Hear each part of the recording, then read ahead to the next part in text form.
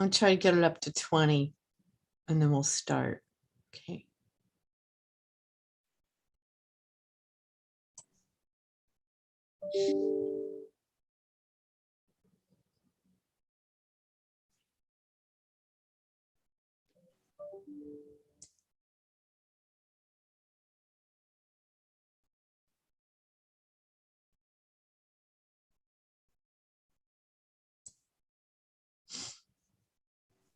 Let's see.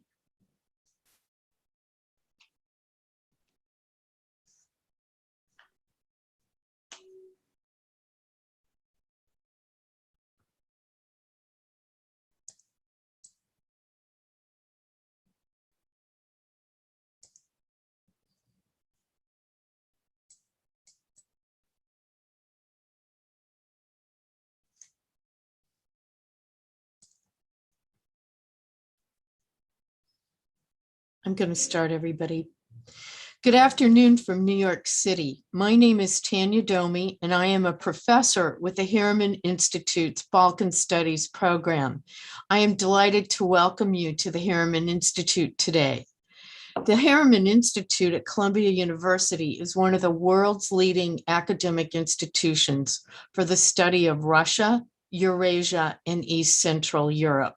Our mission is to serve our community at the university and beyond by supporting research, instruction, and dialogue, sponsoring vibrant and multidisciplinary events that bring together our extraordinary resources of faculty, students, and alumni.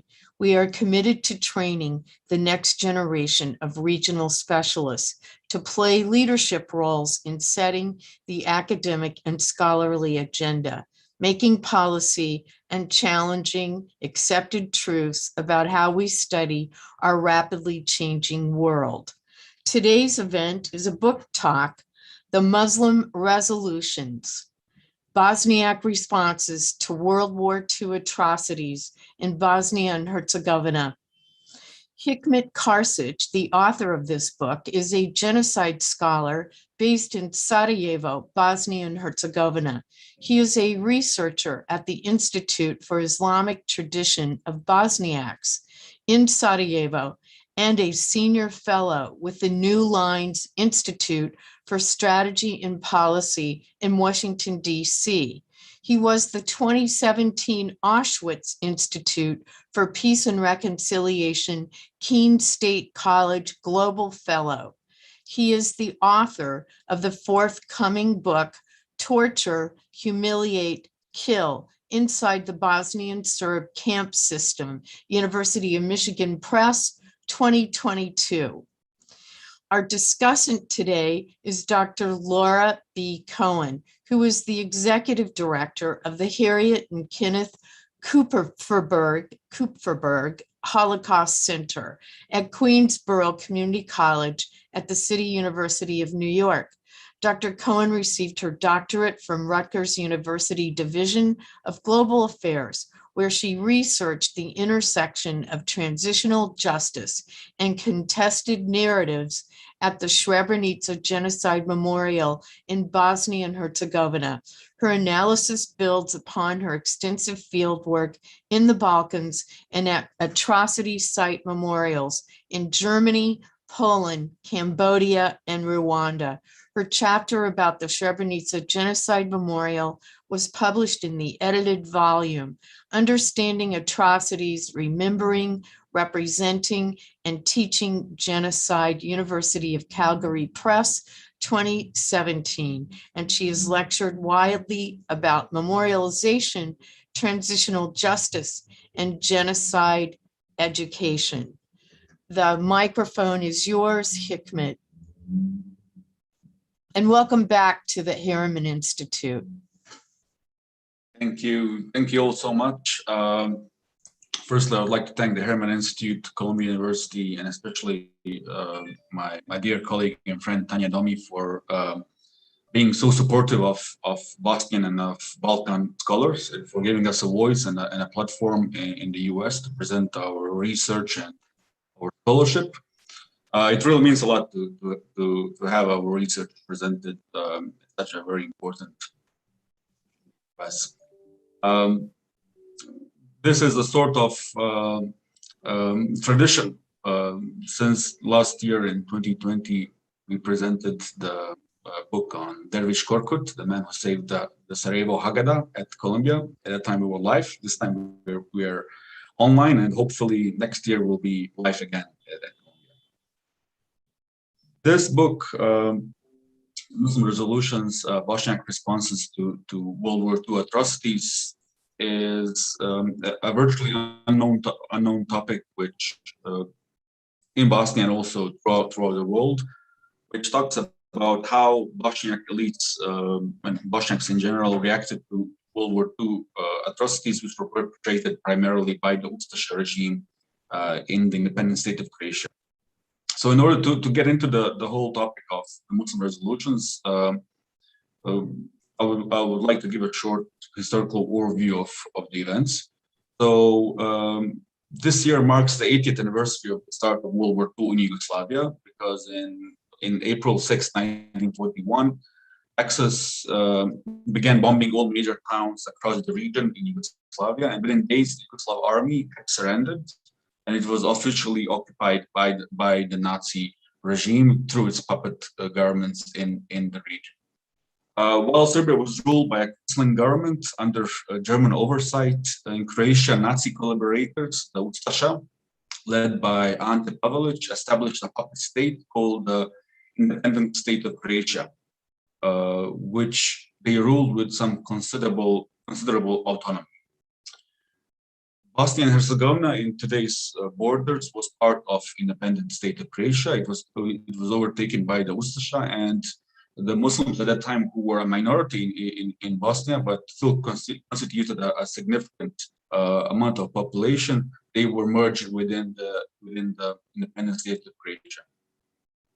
Throughout the Independent State of Croatia, the Ustaša introduced Nazi-style racial laws and established concentration camps throughout the country, in which they incarcerated and murdered in a systematic way Serbs, Jews, and Roma. The most infamous of these camps is, of course, Jasenovac, where more than 100,000 people were brutally murdered, according to most sources. But in the middle of these, in the middle of this entire genocidal violence between a large group of Axis forces, the local Bosnian Muslims found themselves between a rock and a hard place. Without proper political representation or institutions, as a nation, they were split on all sides. Some joined the independent state of Croatia, others sided with the Chetniks, with the royalist Serbian forces, others joined the partisan movements, some even turned to Nazi Germany, hoping to get greater autonomy for Bosnia.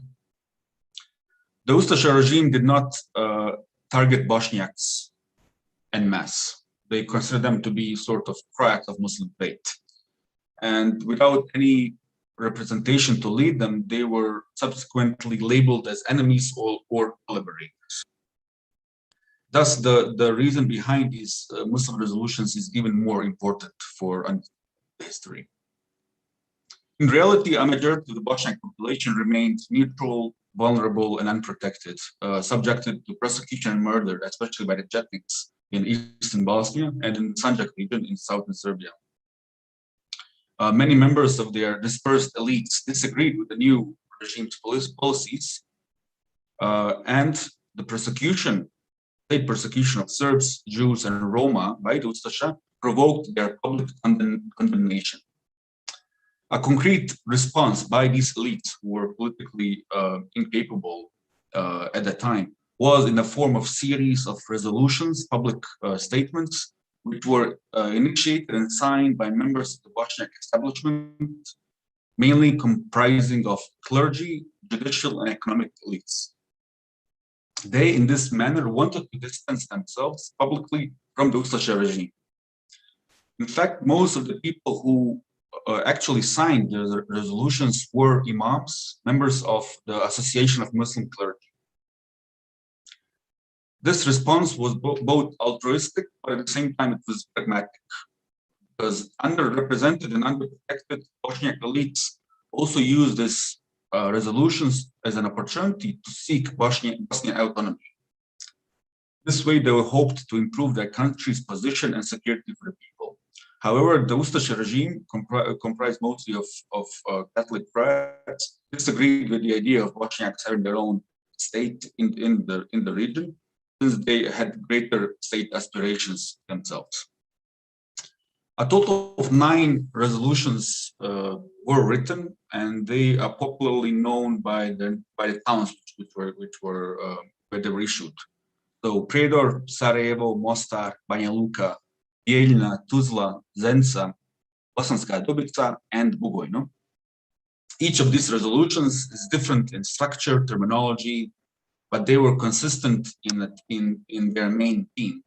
And their theme was condemnation of discrimination and mass atrocities which were committed by the Ustaša regime, and distancing themselves from those Bosniak Muslims who sided with the Ustaša regime, which was very important at that time. The Tuzla resolution, for example, which was published on December 11, 1941, distances itself from these crimes and from the atrocities. And throughout it says that they put the potential in this resolution, and what is totally underlined is the long brotherhood between Muslims and Serbs living in the country, and that with this new regime, these relations have been entirely spoiled. So one of the citations says here, our Muslim community, inspired by the spirit of Islamic culture and ethics, condemns any form of disorder. This noble characteristic of Muslims is well known, but misinformation has been spread that Muslims are actually responsible for these actions against the Serbs.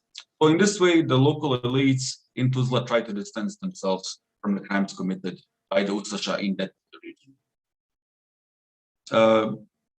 The Banja Luka resolution, for example, also published on November 22nd, 1941, very directly says, and I quote, "First of all, the instigators of these disturbances pull back into the background or parade in the uniforms and generally amuse themselves with the looting of Serb and Jewish property. We have all seen this clearly here in Banja Luka, where the property of expelled or fled Serbs and Jews has been made a source of booty and enrichment for certain individuals, their families, and friends." So even though from this historical distance, these resolutions can be viewed with criticism, with different approaches, with different analysis, and can be even considered to be too mild in some certain circumstances, what actually needs to be very important and to note is that these were the only public condemnations of crimes which occurred in the former Yugoslavia at the time during World War II. So even though they were ultimately unsuccessful in halting or even giving pause to the Ustaša massacres, the resolutions were not only an important gesture in their local context, but also in a wider context of the Holocaust itself, wherein even the smallest acts of resilience were rare and very important to document. And that is why this project was very important for there are only a few cases in Europe,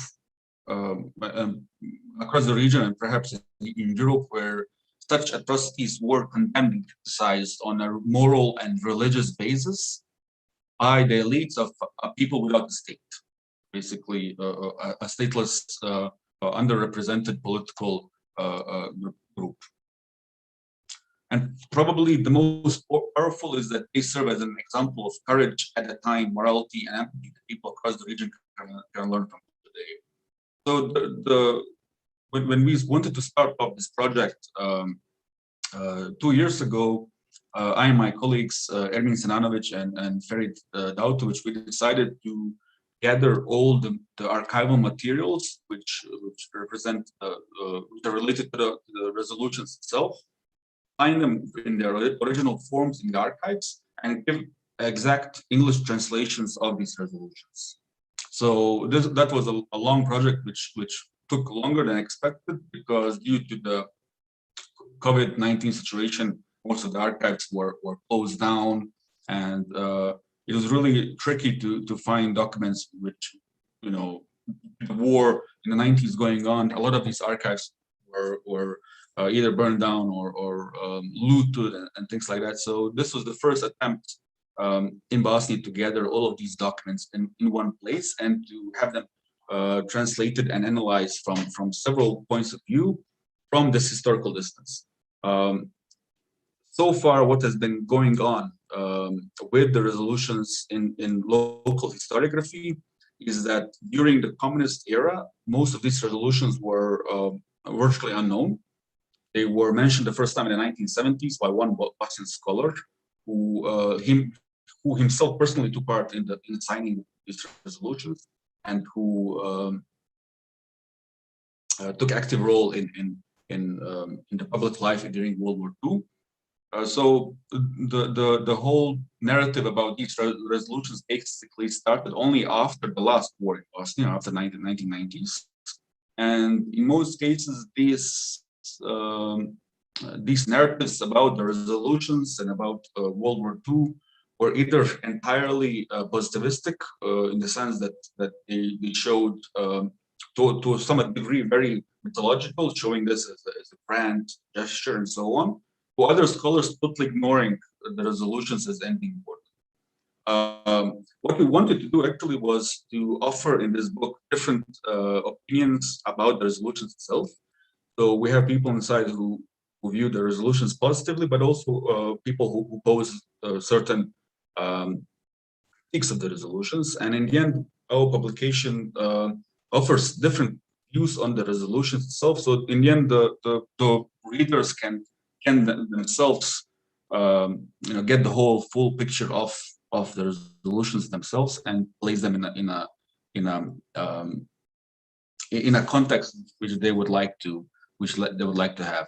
So one of my colleagues, Ermin Sinanovic, he did a research on how these resolutions had a background in Islamic teachings and so on. Since a lot of these resolutions, as I mentioned earlier, were initiated by the members of the Muslim clergy, and they were supported by a wide range of people, political, economic, and religious elite throughout Bosnia. One of the most, for me, one of the most important resolutions and public condemnations, which did have concrete effect on the terrain itself, because in most cases it's very difficult to analyze whether these resolutions had direct effect on halting such crimes. We know it didn't, because a majority of the Serbs and Jews were killed during the Holocaust. However, one of the concrete examples where some of these crimes were halted was in the case of the Roma genocide. So the Roma in central Bosnia, their deportations to camps were halted after public condemnation came from religious authorities. And as Professor Emily Grebel stated in her book on Sarajevo, most of the Bosniaks knew that most of the Bosniak religious authorities knew that if the Ustaša regime views the Roma from a racial point of view, even though they were Muslims themselves, majority of the Roma in Bosnia were Muslims, then in a future case, the Ustaša regime could also view and discriminate and eliminate Bosniak Muslims as on a racial basis as well. So the reaction from the Muslim religious authorities towards the persecution of Roma was very public, and condemnation came throughout all local communities, in a majority of the local communities in Bosnia at that time. So with that, I would like to slowly end my presentation, and hopefully have a much more fruitful discussion with Laura and with the public. So, Dr. Cohen, we give you the microphone. You're the discussant, and we anticipate listen to your comments and questions of Hikmet. And then following that session, I will moderate the questions from the audience. And I see that Professor Grebel and Professor Pettigrew have joined us as well today. Thank you. Laura. Thank you so much, Tanya. Thank you so much, Hikmet. It's really, it's an honor and a privilege to constantly collaborate with you both. And Hikmet, I'm reminded that the first time we met was actually at a Columbia conference on memory. I think it might have been 2012. And I was presenting about the Srebrenica genocide commemoration. And you came up to me and you said, it's not just about Srebrenica, it's also about Bratunac. And I hadn't heard that before. I was a young researcher.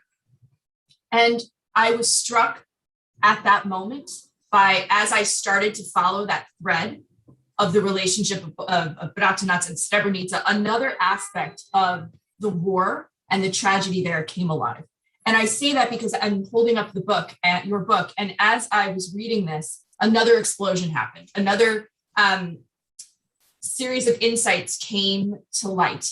And I've been to Jasenovac, and I remember the importance in doing research of being able to tie what happened in Jasenovac to the last war. And so I wanted to ask you, a few questions. And the first is, you talked about the significance of this book. And I wanted to know, in the research that you and your colleagues did, was there something very surprising or, something you didn't realize that comes out of this research?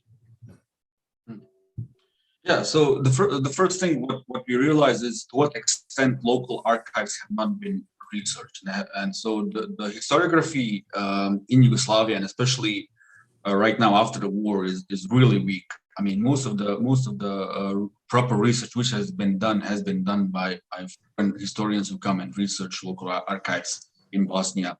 Researchers such as David Mutadel, Emil Grebel, Marko Attila, and many others.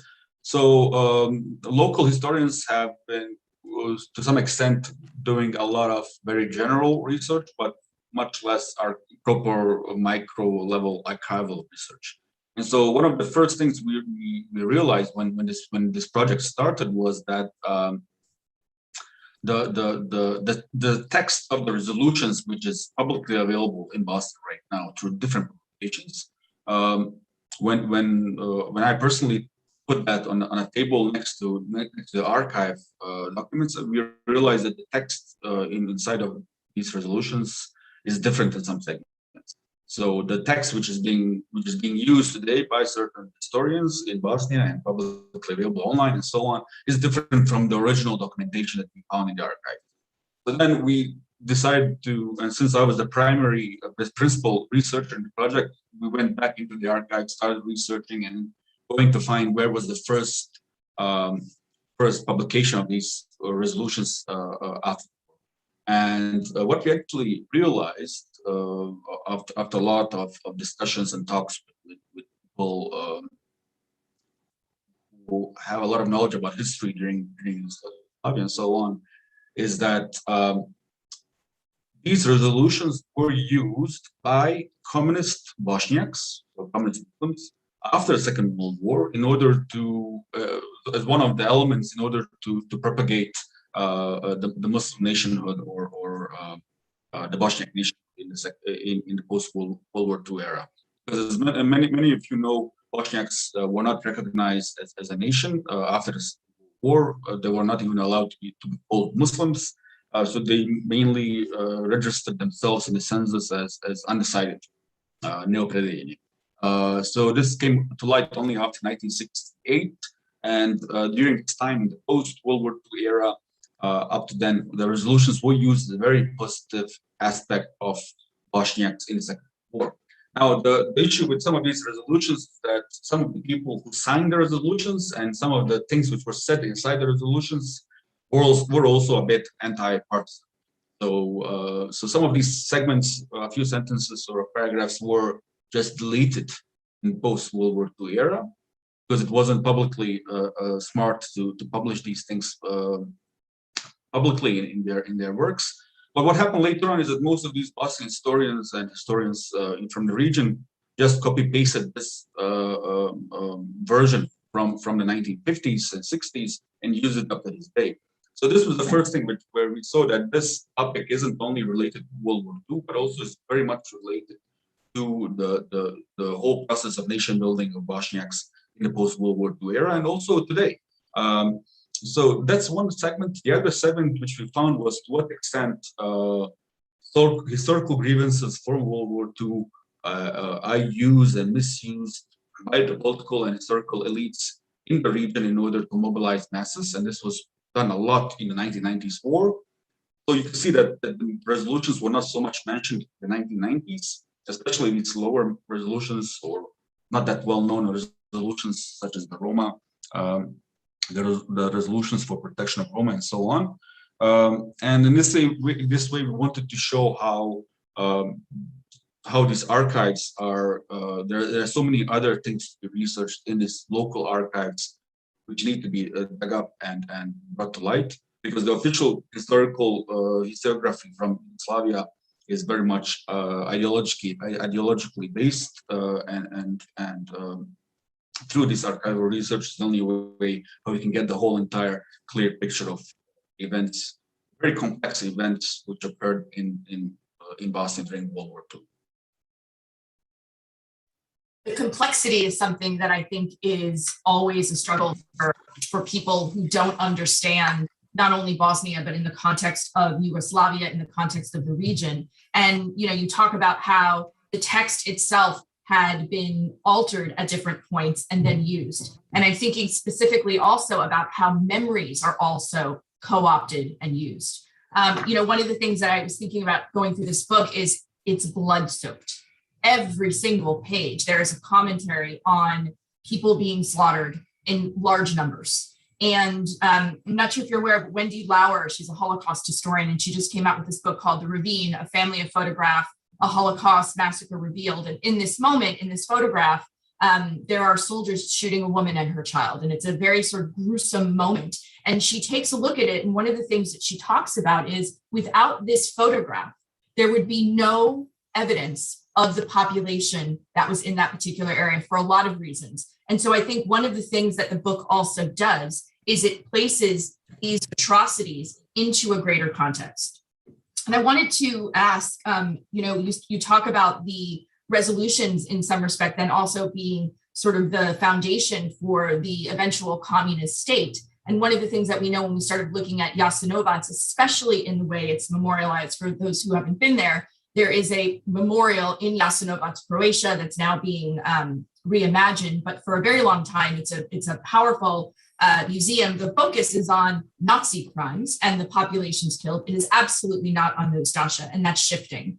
But on the other side, in the Republika Srpska, in Bosnia, this is where Tito concreted over mass graves. And you have sort of a crude memorial in the forest with a cross for Serbs, a Jewish star for Jewish people, and the wagon wheel for Roma. And I wanted to ask you in terms of, you know, Tito's emphasis on a Yugoslav identity, how much has that impacted how historians and regular people conceptualize what happened in the past? To a large extent. I mean, the memorialization process of World War II and the historiography of World War II was state-led, and of course, I mean, Yugoslavia was a socialist communist state, a regime, and these were public state historians who wrote about it, and in most cases, you wouldn't be able to get access to archives or at least get your book published without it going through some sort of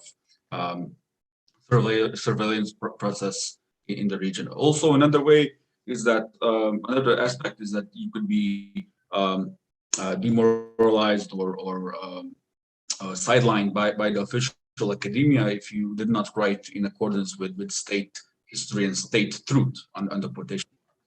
But to what extent Yugoslavia had a monopoly on memory was very visible to me when I went to Auschwitz. And you have all of these pavilions of different states, and the one on Yugoslavia is shut down, it's closed, because right after the fall of Yugoslavia, the successor states could not agree on what was the official truth of the Holocaust in Yugoslavia. And of course, the history of the Holocaust and of World War II in Yugoslavia was partisan based. So everything was around the idea of partisans. Jewish victims were mentioned to some extent. Jasno was much more emphasized as an area of Yugoslav victimhood rather than the Serbian victimhood, and of course Romas were totally ignored. The suffering of Roma in Yugoslavia was totally sidelined by the historians, and even today there's no denial of Roma genocide because nobody mentions it at all. It's totally ignored. It is a state level ignorance of the Roma genocide, and research on this has been very, very, very, very little. So this sidelining of and projection of official truth under quotation marks is the reason why nationalists were very much successful in the 1990s, mobilize masses according to historical grievances from World War II. So and of course you have to keep in mind, Croatia as becomes independent in 1991, the same time when it's the anniversary of establishing the independent state of Croatia from 1941. And this is a powerful argument which was used by Serb nationalists and also by Croat nationalists, Ustaša and so on. And then it all just you have the digging up of mass graves in Herzegovina in 1991 of Serb genocide victims from World War II, massive burials, funerals, and so on. These were all events which just sparked up and blew up once communism fell in Yugoslavia, because we did not have the official, we did not have the possibilities in post-World War II to research, talk, and to engage in academic discussion and different proper research and so on. Since this was all suppressed for almost half a century, this all blew up in post-1990.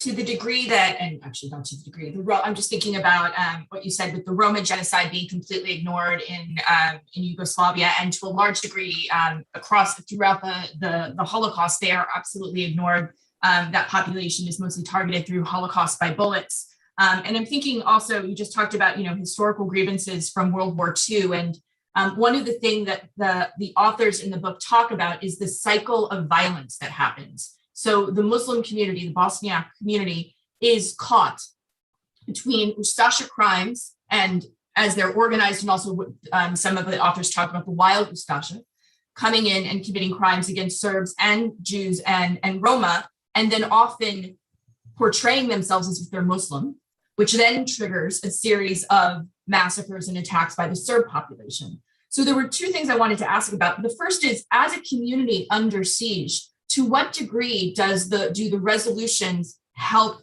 identify them as a community that is worth protecting? One of the, I'll leave it there before I go on.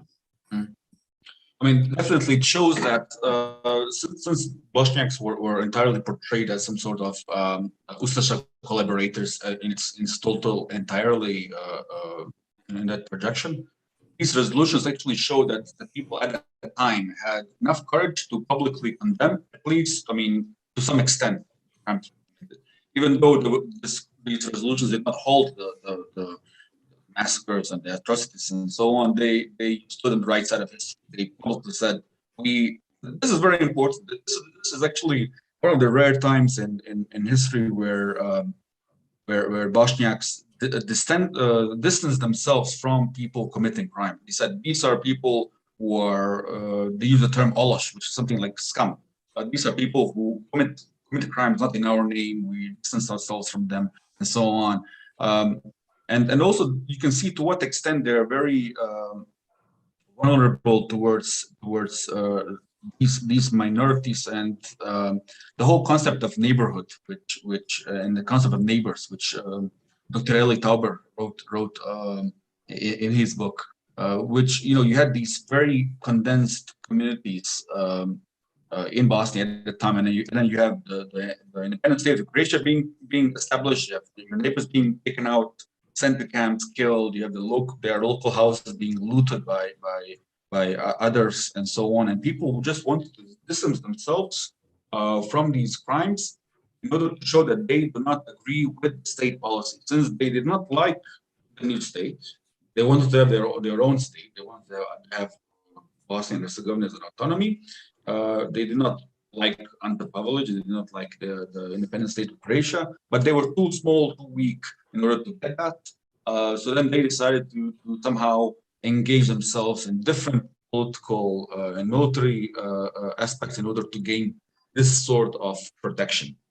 And what is also quite important, and this is, of course, historically looking at, from a methodological point of view, it's quite difficult to prove this, but there is a sense through, while researching these resolutions and so on, we come to a sense that a lot of these resolutions were brought in accordance or with some sort of degree of cooperation with the local partisan officers.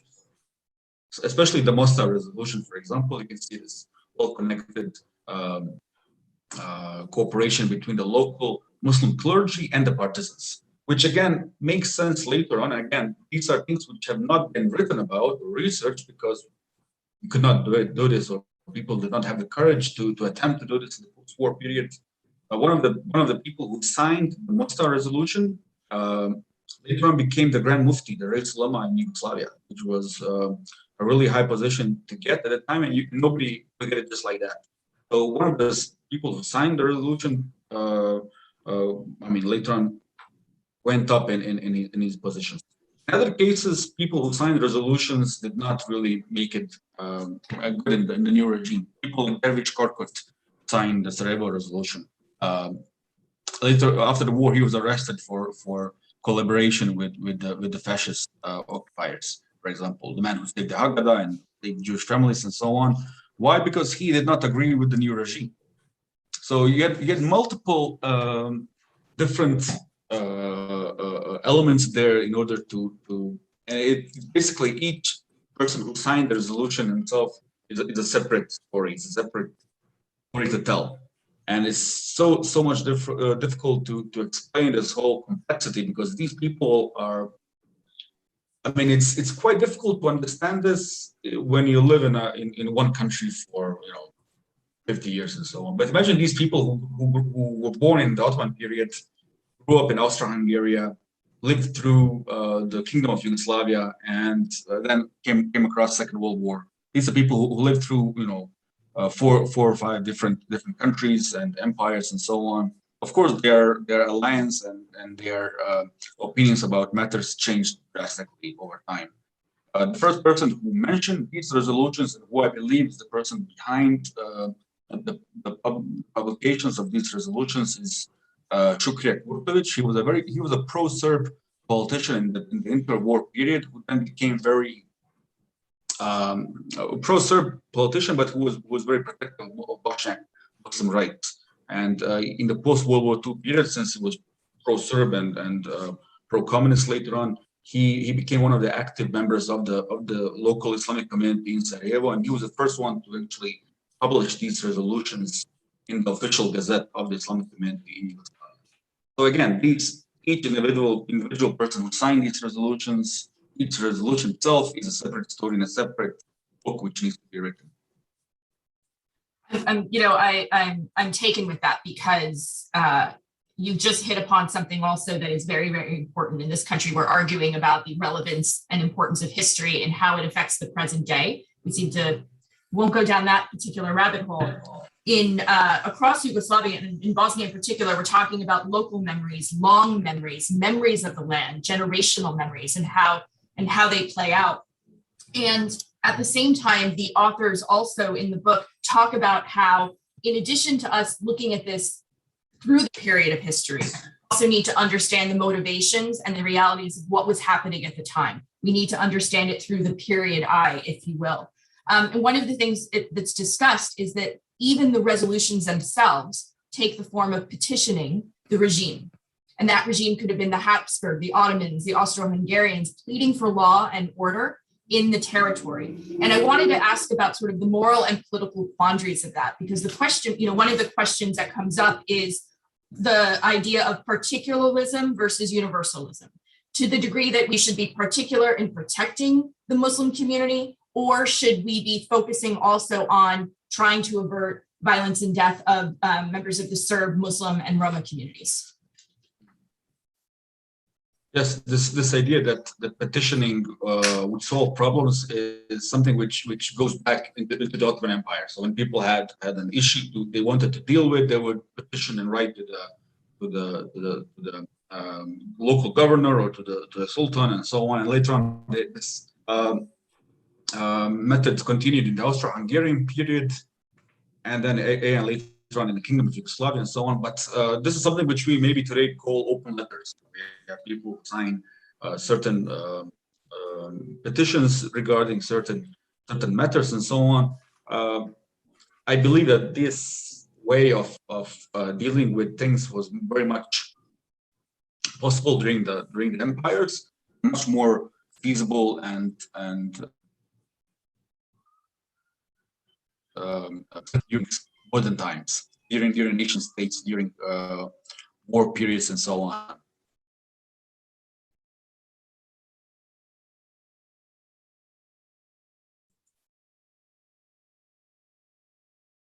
Hikmet, are you there?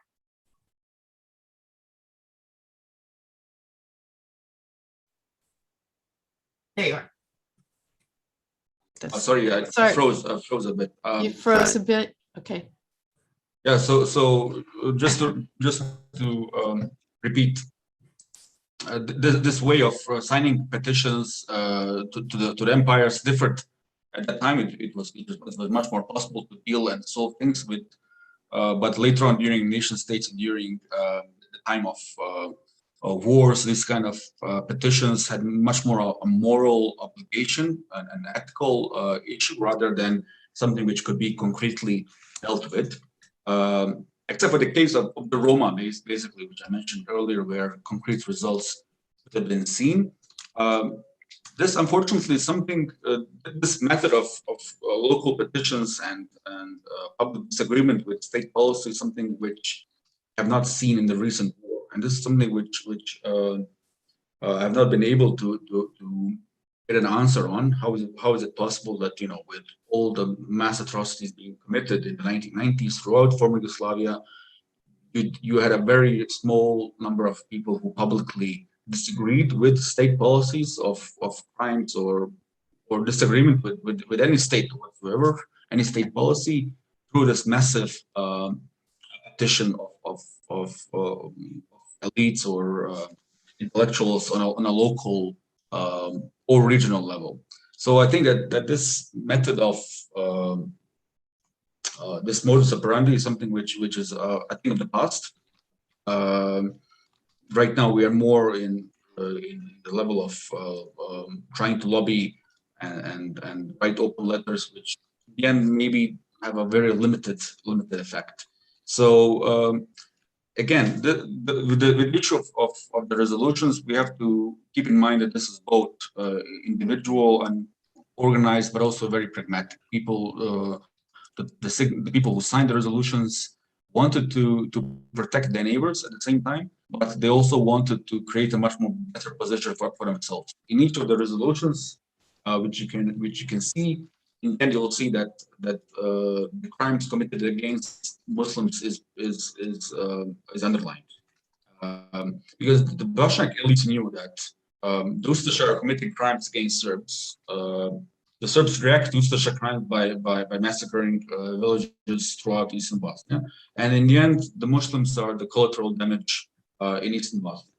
So they knew that they had to publicly distance themselves from the Ustaša and from the Nazis, from everybody else, in order to halt or lower the number of crimes being committed against Bosniaks. And in some cases, the Serbian Orthodox Church knew about these resolutions and was very affirmative in their potential and in their importance. And it's mentioned in several areas that these resolutions were very important for them to know that these crimes were not exclusively coming from the Bosniaks, but rather the Bosniaks themselves were distancing themselves from the Ustaša regime inside there. I think that's so important, and you've really kind of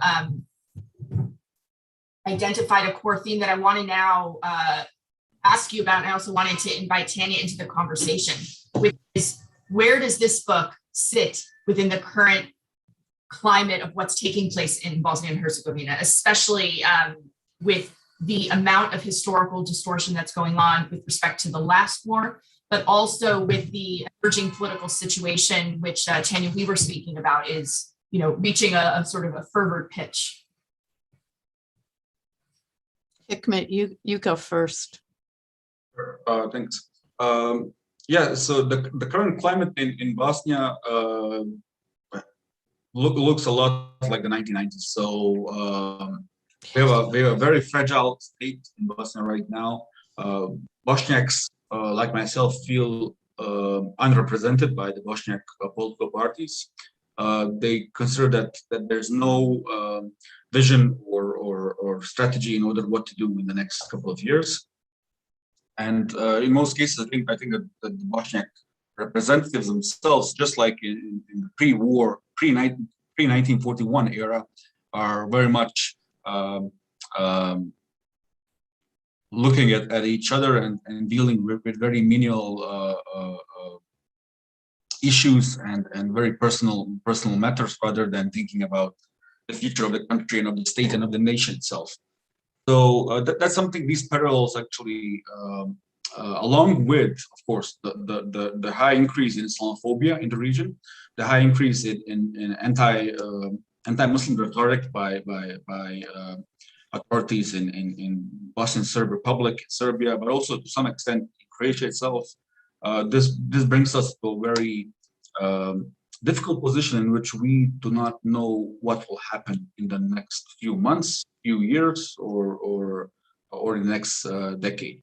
So this level of uncertainty, which I living in Bosnia and Tanya knows this better from 1986 onwards in Bosnia, how the situation looked like. We now, to some extent, can understand how people felt like in Yugoslavia in the 1940s. Because taking into consideration that the European Union basically is virtually non-existent in this region, the US is focused on the events with China in the East. So basically, we are in the middle of nowhere, facing, you know, Russia and Serbia with their, again, greater state ideologies and so on, and we really don't know what is going to happen in the near future. So I wouldn't call this a very pessimistic point of view, but historically looking, a very realistic point of view. Well, Hikmet, I share your concern, and I feel like right now, as you've laid out this history so effectively, I feel like right now that US policy is upside down. Like, I'm looking at the trajectory of US policy going back to the 90s, and I don't recognize what I'm seeing. And what I'm seeing is almost mendacious. It's upside down. I can't imagine a Holbrooke or a President Clinton doing what I'm seeing happening right now. And I can see that the Bosniaks are being squeezed by diplomats that are flying in to cut deals. And they're cutting deals with, in this case, with a Croat nationalist politician who isn't even holding elective office at this moment, who's conferring with Zagreb, Bosniaks are definitely being squeezed in this situation. There seems to be, from the US side, this urgency to cut deals with the power brokers that have the most power, are the most nationalist and the most mendacious in the region. And I'm also deeply concerned about the role of the High Representative. Is the High Representative still going to exist in 6 months? We're facing a UN Security Council meeting next week, this coming week, and the Chinese and the Russians have threatened to veto the U4 mandate. And also they don't recognize the legitimacy of the High Representative, and thus far the High Representative has not exhibited any desire to address the current situation. So it's very, very concerning. And I feel a sense of urgency, as I expressed to you before we got on today. I feel a sense of urgency that I have not felt in a long, long time. And so the history is laid out, and there does seem to be a pattern here. And it's an alarming pattern that now I'm seeing play out in this current moment. All right, if I can just add one more important thing. What is also right now on the scene is historical revisionism of World War II. For example, I wrote a piece for the Haaretz last year about how Russia is currently changing the viewpoint of World War II in the Balkans by claiming themselves to be the sole victors over Nazism in this region, totally excluding the allies from the US forces and the British forces from the region. And it's quite interesting that this kind of narrative and this kind of narrative and rhetoric is being pushed together by the Russians along with Serb nationalists in the region. So Milorad Dodik, Vučić, and rest are supporting this kind of narrative that the Russian Red Army was the one which defeated Nazism in this region solely. And they talk about, connecting World War II defeat of Nazism with the 1990s war in Bosnia and in the region and Kosovo and so on. So this is one segment. Another segment is that the genocide in Jasenovac of Serbs, Jews, and Roma is publicly, especially of Serbs and actually primarily of Serbs, is totally undegraded and declined by the current Croatian establishment, political, historical, academic, and so on in Croatia itself.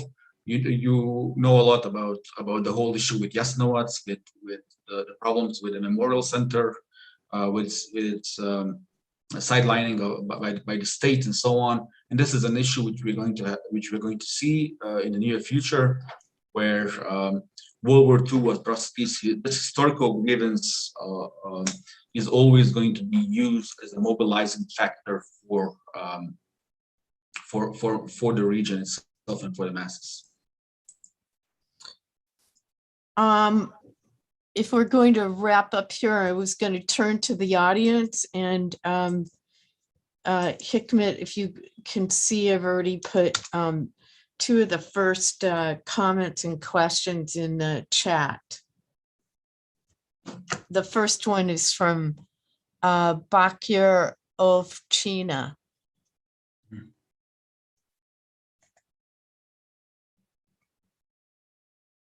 Yeah, thanks to Bakir. Yes, this book, Nasr Zlu, I would call it Countering Evil or Opposition to Evil, was the first publication which came out in 2018, 2019, which had a number of these resolutions inside. It's a book in Bosnian language, and it had a number of texts by local Bosnian historians in their view of the resolutions.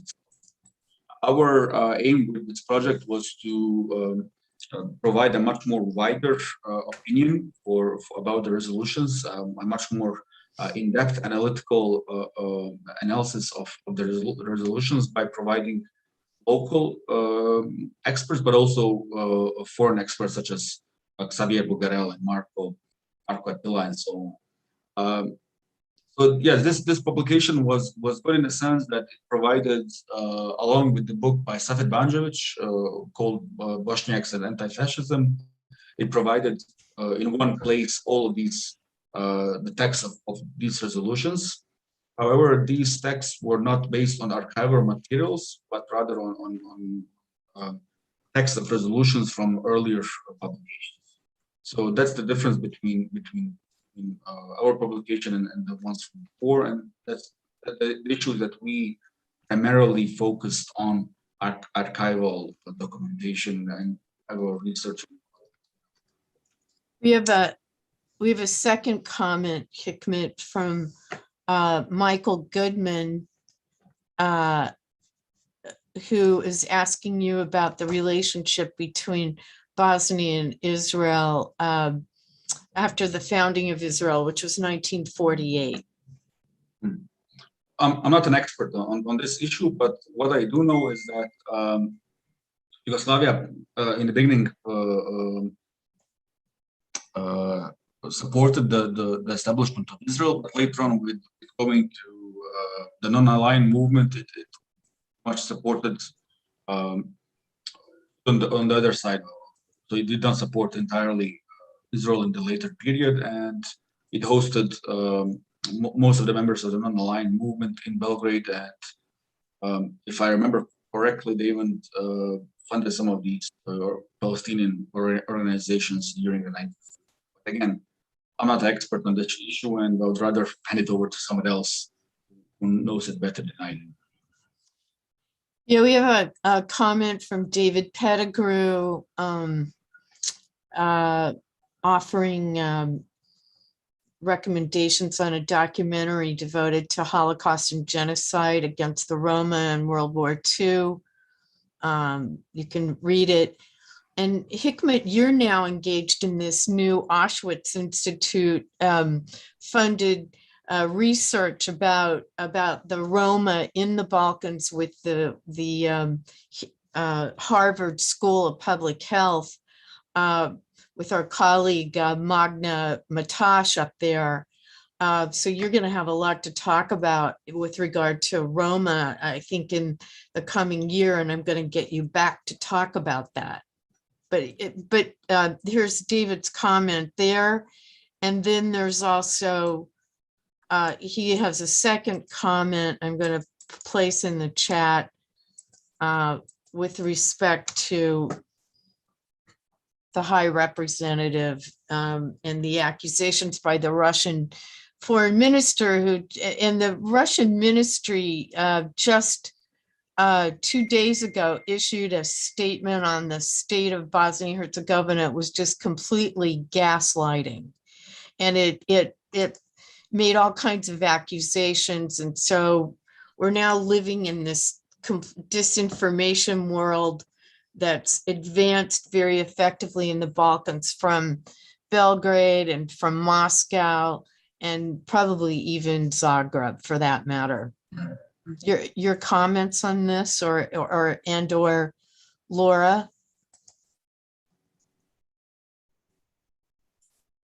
I think that, to go back to the book for a moment. Sure. The documentation of what's taken place and these kinds of atrocities helps us put into context what's happening now. And it's not only terrifying, but I think that, Tanya, we were speaking about this last night, the rolling back and the disinterest that's of Europe and of the United States in what's taking place in a region that has been for so long defined by other powers coming in. And yes, all of a sudden, in some respects, just be left alone. And then on top of that, to overlay issues around ethnic hatreds and Islamophobia, and sort of just leaving the region without support, and the terrifying trend that's happening, not just in Bosnia and in the region, but around the world, is rising totalitarianism and nationalist movements and revision and rethinking everything. And I think that we're at a pivotal moment, and I feel like we're living through history again. And as I think back to the people who are represented in this book, finding a way to not only document what's happening, but to try to prevent the bloodshed. And I want to acknowledge Nermin Srnanovich, who is your co-editor. And yes, there's a comment coming from him too. There's a comment coming from him, but go ahead, please. No, I was gonna read his comment as well. Oh, okay. Because it's getting to this point about connecting the past to the present. And he's asking, were there examples similar to the Muslim resolutions during the last aggression in Bosnia and Herzegovina, where one group stood to protect one another or each other, and why or why not? As far as I know, not in this fashion. I mean, there were the difference between then and the 1990s, between the Second World War and 1990s, is that in the 1990s you had some sort of state authorities in Bosnia, which to a large extent had control and rule of law in the territories. So a lot of there was actually maybe no need for such sort of public condemnation, even though it would be something which we could expect maybe today or for different matters. But in any way, the local courts in Bosnia, especially in Sarajevo, and the local police and so on, they did a great job trying to keep the law of order in the area. Why was there no similar reaction in other places throughout Bosnia? That's something which I think needs much more further research. But it also shows that people in the Second World War, I think, were much more courageous and brave in a time when you didn't really know what was going to happen, when you didn't have this kind of media outlets and telephone lines and ways of mass communication and so on.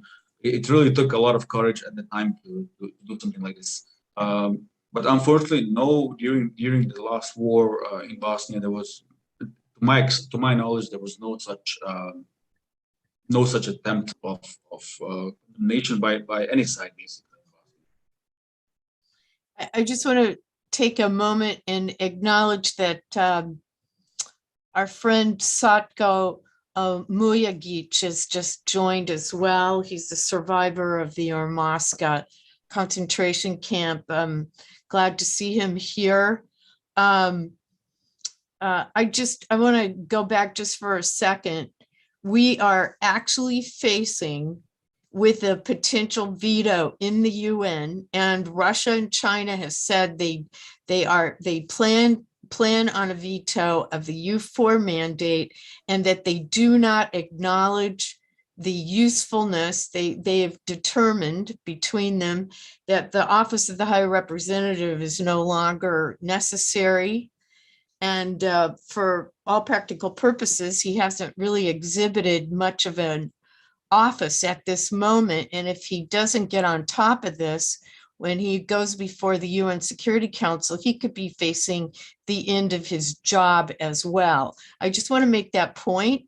And I do know that our colleagues at the Democratization Policy Council have prepared a paper on the U4 mandate. It was requested by the National Security Council in the White House.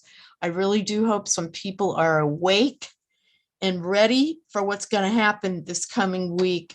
I say this in solidarity with people in Bosnia, and quite frankly, for democracy in the region, and a leadership role that right now by the United States is, I'm just questioning that leadership role. Is there some final comments? Could we go to you first, Laura? Thanks, Tanya, and thanks, Hikmet. I mean, I'm just struck by the parallels between what is taking place now and what is taking place then. And as I think about rising Islamophobia, rising anti-Semitism, around the world, I think it's also important, again, I'm just going to come back to this point, to remember what was taking place and how were people trying as best that they could to not only survive, but protect their communities. And I think that that's one of the really important themes in this book, but also to not gloss over the tensions. That in fact, to some degree, this is a conversation happening in genocide studies right now. To what degree can we expect Holocaust education to foster empathy and tolerance? And in the same respect, I think Marco and Javier actually talk a little bit about this, that also even as the religious elite are writing these resolutions, how much can we expect of them at that time to be thinking about the other groups as well, and to not necessarily say, well, because they couldn't do that, to cast blame and cast doubt, but again, to kind of recognize the amount of bloodshed and the amount of horror, and really a community in crisis trying to survive. So I'm so grateful to be a part of this conversation. It's always an honor, Hikmet, and thank you so much, Tanya, and to the Harriman Center for inviting me today. Sure. Hikmet, Yes. you get the last word, my friend. Thank you. Thanks, Laura. Thanks, Tanya. I think that this was a story which I really wanted to together with my colleagues to share and to show how at times of desperate crisis and so on, there are examples of people who show solidarity, at least, to certain atrocities and crimes being committed. And again, this is something which probably can be found in other cases throughout, in other wars, in other conflicts throughout the world, but this was very specific for the region, for ex-Yugoslavia during World War II, and this is something which we wanted to share. Of course, there are much more, there are other examples of saving lives collectively, like in case of Bulgaria, of priests in Poland and so on. But this was very specific because we're talking about a people without proper, without a nation, without a state, without political representation and so on. And this is a topic which I think needs to be, while I was working on this project, that's when the Black Lives Matter movement was going on in the US, and to some extent I made some sort of comparison to what was going on. When you saw the solidarity and so on, you didn't have any sort of public petitions or resolutions of some sort, but you did have solidarity, you did have condemnation, you did have many other things, and to some extent, I believe that this is all part of the same family tree. This way of condemning racism, condemning discrimination, organized segregation, and so on. And I'm just happy that I was able to present this research at Harriman, and I really look forward to cooperating in the future on similar projects as well. Thank you so much. Thank you, Hikmet, so much. I want to thank both of you, Laura and Hikmet, for today's session. I think it was really interesting. People can order the book on Amazon.com, those of you in the United States. And we look forward to having you back, Hikmet, very soon.